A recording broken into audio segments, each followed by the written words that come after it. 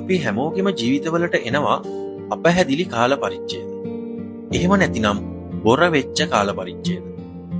කරන දේ තේරෙන්නෙත් නැති, කරන්න ඕනි දේ තේරෙන්නේ නැති, හරිම කලබලකාරී විඩාබර කාල පරිච්ඡේද.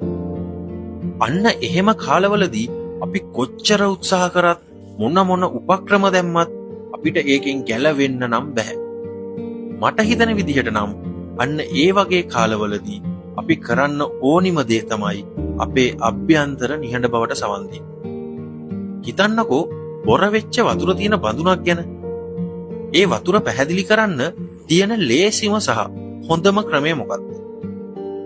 ඒ බඳුනට කිසිවක්ම නොකර පැත්තකින් තියලා තියෙන එක නේද? අන්න ඒ වගේ පැහැදිලි වෙච්ච අපේ හිත දිහා කිසිවක්ම නොකර අපිට බලාගෙන ඉන්න පුළුවන් නම් කාලයත් එක්ක ඒ හිත සංසුන් වේවි. විනිවිද පෙනේවි.